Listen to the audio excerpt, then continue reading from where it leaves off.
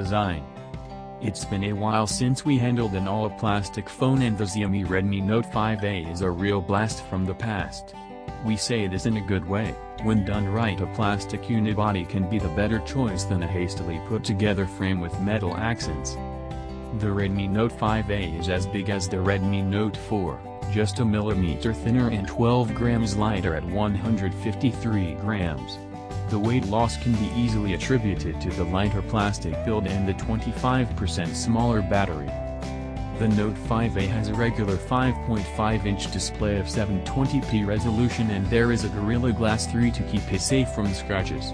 But what makes it an easily recognizable Redmi is the touch-sensitive keys below the screen, a layout we used to see on a bunch of Redmis that came before the Note 5A. Xiaomi Redmi Note 5A review. Redmi Note 5A next to the Redmi 5. For the first time on a Redmi though, there is now a higher 16MP selfie camera at the front, which is a rare treat in this price bracket. A tiny notification LED is hidden nearby. The whole frame and rear are made out of a single piece of matte plastic.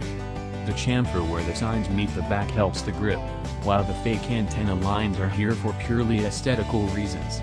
The tiny strips were carved out and then painted with the same matching gold hue, but with glossy finish for a mirror-like effect.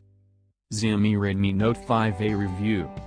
And while the Redmi Note 5A might be a budget offer, it gets to keep the cool and responsive fingerprint reader at the back. It's always on and as fast as on the recent Mi phones we've handled.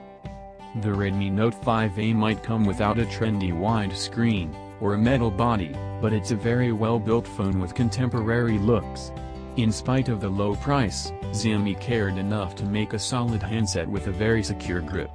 Even better, the mostly matte finish does well to keep it nearly smudge-proof. For an entry-level phone, that's more than we would have asked for.